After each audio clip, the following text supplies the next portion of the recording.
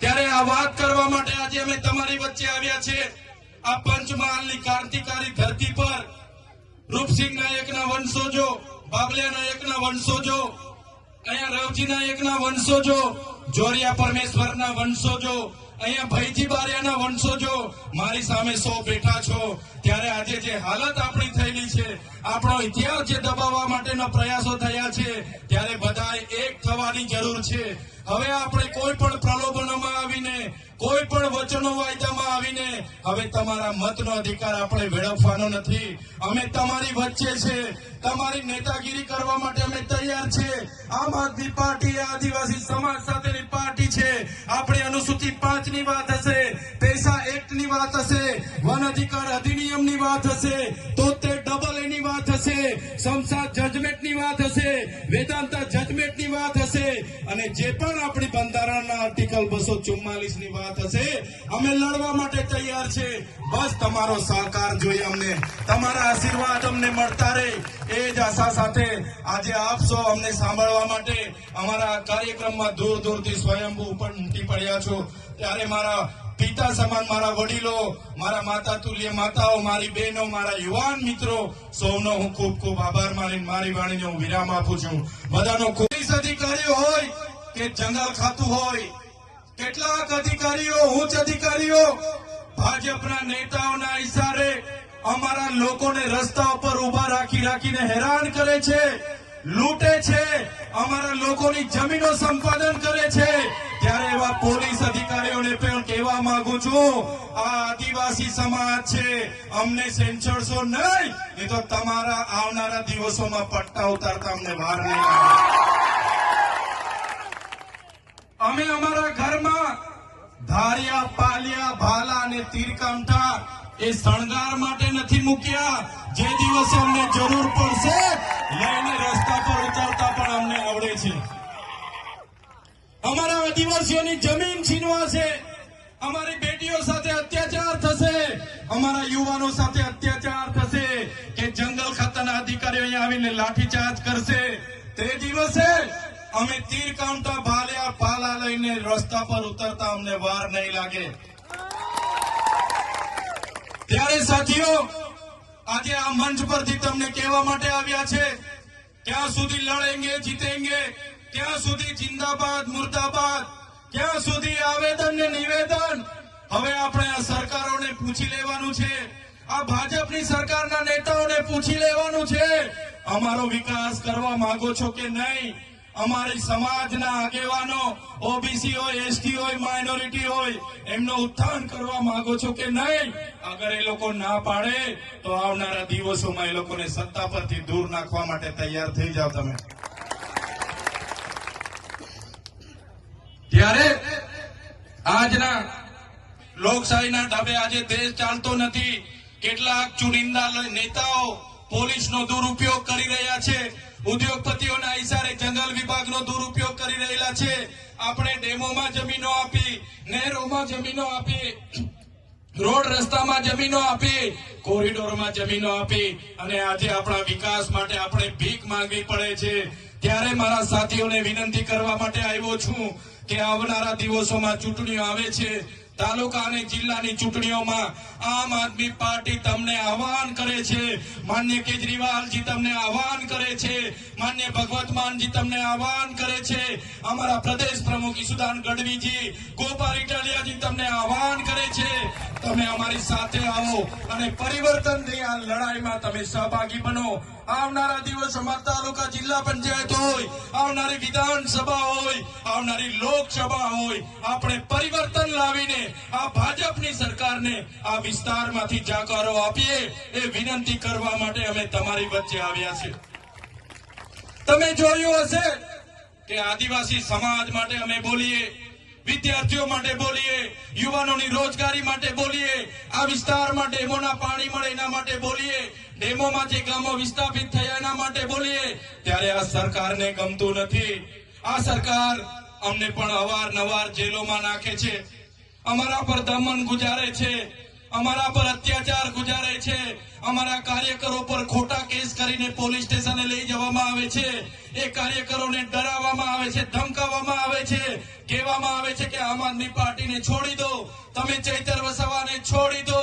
પણ એવા પોલીસ અધિકારીઓને પણ કહેવા માંગીએ છીએ, हमारा टाइम 2027 में आने वाला है, अपना टाइम आने वाला है। જ્યારે અમારો સમય આવશે તમારા બધા જ પોલીસ અધિકારીઓની તે દિવસે અમે ફાઇલો લઈને બેસવાના છે।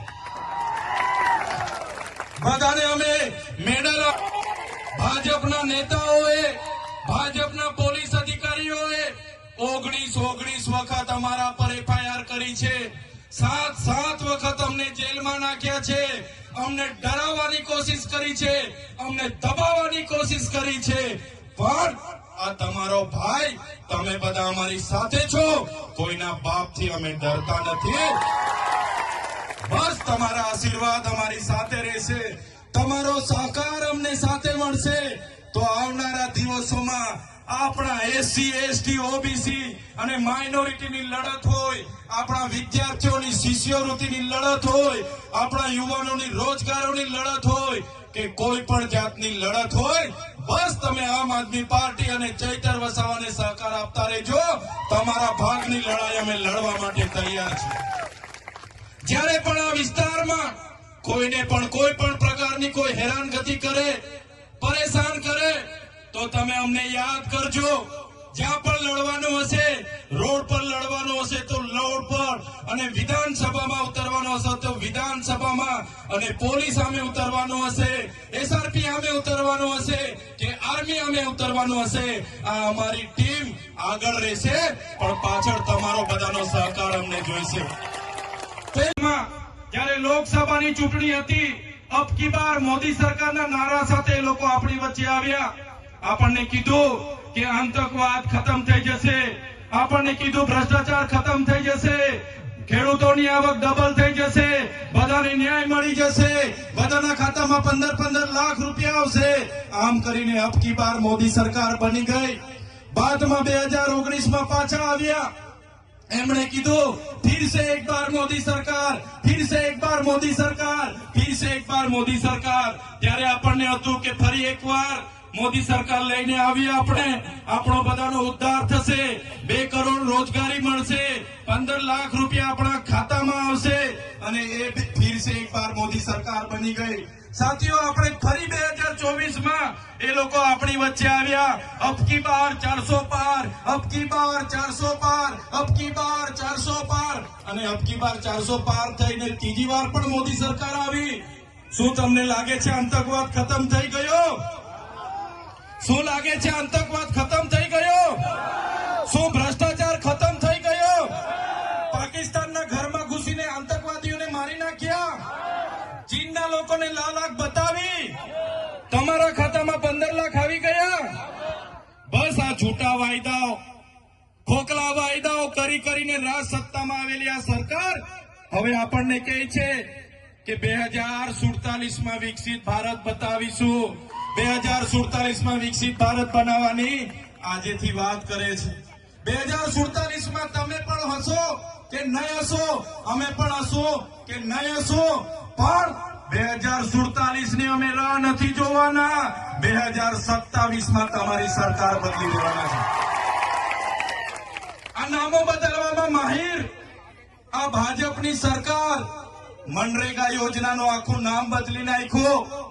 ત્યારે આ ભાજપની સરકારને કહેવા માંગુ છું, મનરેગા યોજનાનું નામ બદલવાથી તમારા કૌભાંડો દબાઈ નથી જવાના, તમારા પાપ ધકાઈ નથી જવાના। તમે મનરેગાનું નામ બદલો કે મનરેગાનું કંઈ પણ કરો, પણ તમારા નેતાઓએ કરેલા કૌભાંડ અમે ક્યારે ભૂલવાના નથી, એનો જવાબ આ તાલુકા જિલ્લામાં અમે આપવાના છે। ત્યારે મનરેગામાં કૌભાંડ થયા, નલ સે જલમાં કૌભાંડ થયા, જાતિના દાખલાઓમાં કૌભાંડ થયા, 73 એની જમીનોમાં કૌભાંડ થયા। ત્યારે આ કૌભાંડોનો બદલો હવે તાલુકા જિલ્લામાં લેવાનો છે। સાથીઓ, તાલુકા જિલ્લા પંચાયતની ચૂંટણી આવે છે, મારે યુવાનોને આહવાન છે, મારે વડીલોને આહવાન છે, મારી માતા બહેનોને આહવાન છે, આવનારી તાલુકા જિલ્લા પંચાયત માટે તૈયાર થઈ જાઓ. હવે કોંગ્રેસના શરમ અને ભાજપનો સંબંધ હવે ભૂલીને આવનારી ચૂંટણીમાં ઉમેદવાર બનો, તમે લડો, જીતો અને આવનારા દિવસોમાં આપણા લોકોનું કામ કરો. એ વાત કરવા માટે અમે આવ્યા છે. આ ભ્રષ્ટાચારી ભાજપે એમના શાસનમાં પેપરો ફૂટે છે, નકલી ભારમાળા ચાલે છે, ટોલ નાકામાં લૂંટ ચાલે છે, ત્યારે એમને હવે બદલવાની જરૂર છે. આજના મંચ પરથી સૌપ્રથમ હું કહેવા માંગુ છું, અહીંયા જેટલા પણ પોલીસ અધિકારીઓ હોય એમના માટે એકવાર જોરદાર તાળીઓ પાડી લો. આવી ત્યારે સાથીઓ મને ગર્વ થાય છે કે તમારા ગામોમાં જે ક્રાંતિ થઈ, જળ જંગલ જમીનના અધિકારોની ક્રાંતિ થઈ, સ્વતંત્ર સેનાનીઓની ક્રાંતિ થઈ, સ્વતંત્રતા માટે ક્રાંતિ થઈ, ત્યારે મારી સામે આ ધરતી પર એમના પૂર્વજોના, એમના ઇતિહાસના વંશજો મારી સામે ઉભા છે. તો આ ચૈતર વસાવા તમને બધાને હું નમન કરું છું. ત્યારે સાથીઓ આજે તમે જોયું હશે, આ જંગલ ખાતાવાળા આપણા વિસ્તારોમાં આવે છે અને આપણને કહે છે કે ભાઈ આ જંગલ ખાલી કરો, આ જંગલ ખાતાની જમીન છે. હમણાં પડાલિયામાં આપણી એક બેનનું ઘર તોડી નાખવામાં આવ્યું, આપણા લોકોને લાઠીચાર્જ કરવામાં આવ્યો, ટીયર ગેસ છોડવામાં આવ્યા, 50 રાઉન્ડ ફાયરિંગ કરવામાં આવ્યું. ત્યારે આ સરકારોને કહેવા માંગુ છું, અમારા પૂર્વજો અંગ્રેજો સામે પણ ઝૂક્યા નથી, એ ગોરા અંગ્રેજોને પણ અમે હરાવી દીધા છે. ત્યારે આ આદિવાસી સમાજ એવો છે કે ગોરા અંગ્રેજોને પણ અહીંયાથી ભાગવું પડ્યું હતું, ત્યારે તમારા જેવા કાળા અંગ્રેજોને પણ અમે ભગાડી દઈશું. ત્યારે જંગલ ખાતાને કહેવા માંગીએ છીએ, તમારો જંગલ ખાતાનો કાયદો 1864માં અંગ્રેજોએ બનાવ્યો હતો, તેની સામે પણ રૂપસિંહ નાયક અને એના ભીલો લડ્યા હતા. અને તમારું જંગલ ખાતું 1927માં બનાવવામાં આવ્યું છે. અને આ આદિવાસી હજારો વર્ષથી આ જંગલોમાં રહે છે, આ જંગલ આદિવાસીઓ બનાવેલું છે. આ જંગલ અને આદિવાસી તમારા ખાતા પહેલા પણ છે. આ જંગલ અને આદિવાસી સરકારથી પણ પહેલા અહીંયા આવેલા છે.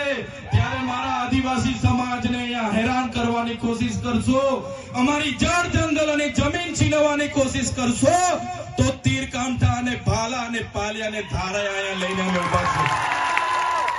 તીર કામઠા ચાલશે અહીંયા, અમે કોઈને છોડીશું નહીં. અમે આદિવાસી સંવિધાનમાં માનીએ છીએ, સમાજમાં માનીએ છીએ. અમે આદિવાસી પ્રકૃતિ સાથે, જંગલ સાથે, નદીને માતા માનવા વાળા છે, સૂર્ય અને ચંદ્રને દેવ માનવા વાળા છે. અને અમારા જ આદિવાસીઓને તમે અમારી પ્રકૃતિ, અમારી સંસ્કૃતિ, અમારા સમાજ, અમારા ગામ, અમારા જંગલથી છીનભીન કરવાની વાત કરશો, અમારી જમીનો છીનવવાની વાત કરશો, તો આવનારા દિવસોમાં વિસ્તારમાં પણ અમે આર પારની લડાઈ કરવા માટે તૈયાર છીએ. ત્યારે સાથીઓ જોઈ લો તમે, એક પ્રકારનો આપણો બિરસા મુંડા ભગવાનનો ઇતિહાસ છે, રૂપસિંહ નાયકની જેમ આપણા ગુરુ ગોવિંદજીનો ઇતિહાસ છે. એક પ્રકારે આપણે ખાજ્યા નાયક, એક પ્રકારે ટાટિયા મામા ભીલ આપણા અંગ્રેજો સામે લડ્યા. દેશને જ્યારે આઝાદી મળી, આપણને હતું કે લોકશાહીમાં આપણને બધાને સમાનતામાં લાવશે, આપણો વિકાસ થશે, આપણી જમીનોને સિંચાઈનું પાણી મળશે, આપણા બાળકોને શિક્ષણ મળશે, આપણા યુવાનોને રોજગારી મળશે. પણ આજે આ સરકારો એમના ઉદ્યોગપતિઓના લીધે આપણી જમીનો છીનવી રહી છે. ત્યારે મારા આદિવાસી ભાઈઓ, મારા એસટી સમાજના ભાઈઓ, મારા ઓબીસી વર્ગના ભાઈઓ, આજે આપણી જે પ્રકારે આબાદી છે એ પ્રકારે આપણી હિસ્સેદારી નથી. ત્યારે આવનારા દિવસોમાં આ સામંતશાહી લોકો માટે, આ સામંતશાહી લોકોમાં હક અને અધિકાર લડવા માટે આપણે બધાએ આવનારા દિવસોમાં રાજનીતિમાં આવવું પડશે. રાજનીતિમાં ક્યાં સુધી આપણે અન્યાય વેઠીશું? આઝાદીના 78 વર્ષ થયા, સરકાર એક બાજુ અમૃત મહોત્સવ કાઢે છે, વિકાસ પર્વની ઉજવણી થાય છે, વિકાસ મહોત્સવો ચાલે છે, આ ઉત્સવોમાં કરોડો ને અબજો રૂપિયાના એમના તાઇફાઓ થાય છે. આજે અમારા બાળકો માટે શિક્ષણ નથી. આજે અમારા બાળકો સિકલ સેલથી પીડાય છે, કુપોષણથી પીડાય છે. આજે પીવાના પાણી માટે અમારી બહેનોને વલખા મારવા પડે છે. અહીંયા રોડ માટે આંદોલનો થાય છે. આ વિસ્તારની જમીનોના સિંચાઈના પાણી માટે આંદોલનો થાય છે. ત્યારે સાથીઓ, આ સરકાર એમનું મંત્રીમંડળ બદલે છે, પણ જો આપણે આપણા લોકોના વિકાસ કરવો હશે, આપણા લોકોનું ઉત્થાન કરવું હશે, તો આપણે મંત્રીમંડળ નહીં, આપણે આ સરકારને બદલી નાખવી પડશે. આજે આ સરકાર નામો બદલવામાં માહિર છે, સારા સારા નામો ગોતી લાવે છે. શરૂઆતમાં લોકોએ કીધું કે જ્ઞાન સહાય અમે મૂકીશું. જ્ઞાન સહાય એટલે કોણ? 11 મહિનાનો કરાર પર કર્મચારી. અગ્નિવીર મૂકીશું. અગ્નિવીર એટલે કોણ? બોર્ડર પર 4 વર્ષની નોકરી કરનારો આપણો યુવાન. એ જ પ્રકારે એક પેડ માં કે નામ, આપણને એક પેડ માં કે નામ કરાવીને વૃક્ષો રોપાવે અને આખાને આખા જંગલો એમના અદાણીને અંબાણીને આપે.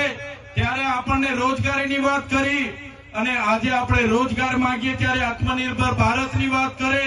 ત્યારે સાથીઓ, હવે જાગી જવાની જરૂર છે.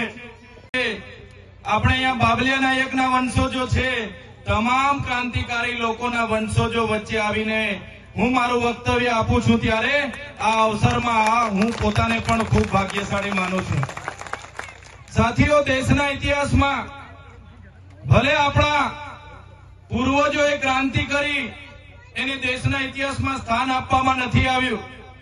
તમે જાણો છો, દેશનો ઇતિહાસ 1857 ના વિપ્લવથી બતાવવામાં આવે છે. એમના પહેલા શહીદ જેને ફાંસી આપી એવા મંગલ પાંડેથી બતાવવામાં આવે છે. સાથીઓ, આપણે જે ધરતી પર ઉભા છે, એ ધરતીનો ઇતિહાસ એવો છે, અંગ્રેજો જ્યારે ગુજરાતને પોતાની સાથે લીધું, ગુજરાતમાં બ્રિટિશ શાસનની શરૂઆત થઈ, ત્યારે સૌથી પહેલા જો ગુજરાતમાં કોઈ ક્રાંતિ થઈ હોય તે પંચમહાલ જિલ્લામાં 1818 પહેલી ક્રાંતિ થઈ હતી. અને ક્રાંતિ કરનારા નાયક સમાજના આપણા પૂર્વજો હતા, ભીલ સમાજના આપણા પૂર્વજો હતા. અને બીજો જે વિદ્રોહ ગુજરાતમાં જો કોઈએ કર્યો હોય તો 1826 પંચમહાલની ધરતી પર આપણા પૂર્વજોએ બીજો વિદ્રોહ અંગ્રેજો સામે. ત્યારે સાથીઓ, 1838 થી લઈને 1868 સુધીની ક્રાંતિ આ ધરતી પર કરનારા આપણા પૂર્વજો, નાયકો, ક્રાંતિવીરો, ભીલો ક્રાંતિવીરો, એ આપણા પૂર્વજો હતા. આપણા બાપ દાદાઓ અપણ હતા, આપણે ગરીબ હતા. એટલે આપણા ઇતિહાસને આજે આ સરકારો છુપાવી રહી છે. આપણો ઇતિહાસ એ ગૌરવશાળી હતો. આઝાદીના 78 વર્ષ પછી પણ આદિવાસીઓના ઇતિહાસને છુપાવવામાં આવે છે. સાથીઓ, તમે જાણ્યું હશે, 1838 રૂપસિંહ નાયકની આગેવાનીમાં આ ધરતી પરથી અંગ્રેજો સામે આંદોલન શરૂ થયા. અને આંદોલનને દબાવવા માટે 1839 બ્રિટિશ સામ્રાજ્યના કમિશનરની અહીંયા નિયુક્તિ થઈ. 1844 અહીંયા પોલિટિક્સ એડન્સની નિયુક્તિ થઈ. અને તમે બધા જાણો છો, 1857 નો જે વિપ્લવ થયો, આ વિપ્લવમાં પણ આપણી ધરતીના રૂપસિંહભાઈ નાયક અને કેવળસિંહ નાયકની આગેવાનીમાં ખૂબ મોટો મહાસંગ્રામ થયો. અને આ વિસ્તારમાં આપણા આદિવાસી પૂર્વજોએ અંગ્રેજોને પણ ઘૂસવા નથી દીધા. એ સંગ્રામમાં 33 વર્ષ સુધી આપણા લોકોએ સામે લડાઈ આપી, તીર કામઠા સહિત લડાઈ આપી. સામે ગોળા હતા, બારૂદ હતી, સામે ગોલીઓ હતી, બંદૂકો હતી, તોપના મોટા મોટા ઘોડા હતા, ઘોડેસવારી હતી. છતાં પણ આ વિસ્તારમાં અંગ્રેજોને હંપાવા વાળા જો કોઈ હોય તો એ આપણા પૂર્વજો હતા. સાથીઓ, તમે જાણો છો ઇતિહાસને, રૂપસિંહ નાયકની આગેવાનીમાં 30 વર્ષ સુધી આ વિસ્તારમાં અંગ્રેજો સામે લડત ચાલી. તમને ખબર છે, 1868 જ્યારે જાન્યુઆરીમાં રૂપસિંહ નાયક અને જોરિયા પરમેશ્વર જેમની આગેવાનીમાં 1868 અહીંયા યુદ્ધ થયું. અંગ્રેજોની લશ્કર અને અહીંના સ્થાનિક રજવાડાના લશ્કર સામે યુદ્ધ છેડ્યું. આપણે બધાને ખબર છે, 14 ફેબ્રુઆરીના રોજ આ વિસ્તારને સ્વતંત્ર રાજ્ય જાહેર કરવામાં આવ્યું 1868 ની 14 ફેબ્રુઆરી આદિવાસીઓનું સ્વાયત્ત રાજ અહીંયા જાહેર થયું. ત્યારબાદ 16 ફેબ્રુઆરીના રોજ બ્રિટિશ લશ્કર અહીંના દેશી રજવાડાઓ અને કેટલાક દાહોદમાં સ્થપાયેલી ભીલ પલટનને સાથે રાખીને વધેડ ગામમાં આક્રમણ થયું.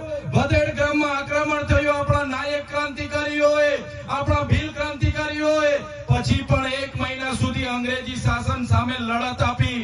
1 મહિના સુધી અંગ્રેજી શાસનને હંપાવી અને છેલ્લે 15મી માર્ચ 1868 ના રોજ આપણા ક્રાંતિકારી લોકોને પકડી લેવામાં આવ્યા અને એ લોકોને જાંબુઘોડા નારુકોટમાં લઈ જવામાં આવ્યા. 15 દિવસ બાદ એટલે કે 31 માર્ચના રોજ 31 માર્ચ 1868 ના રોજ અહીંયા નવી કોર્ટ ચાલુ કરવામાં આવી અને 15 દિવસ સુધી મુકદ્દમો ચાલવામાં આવ્યો અને 15 દિવસ બાદ એટલે કે 16મી એપ્રિલના રોજ આપણા રૂપસિંહ નાયક, જોરિયા નાયક, બાબલિયા નાયક, બાબરિયા નાયક, રવજી નાયક જેવા 5 ક્રાંતિકારીઓને ફાંસીના માંચડે પર ચડાવી દેવામાં આવ્યા. સાથીઓ, ઇતિહાસ તો ત્યાં સુધી કહે છે જ્યારે આપણા 5 યોદ્ધાઓને એકી સાથે ફાંસીના માંચડા પર જાંબુઘોડા અને નારુકોટમાં ચડાવવામાં આવ્યા. તે દિવસે ફાંસીનો માંચડો પણ તૂટી ગયો હતો. એ આપણા પૂર્વજોની તાકાત હતી સાથીઓ.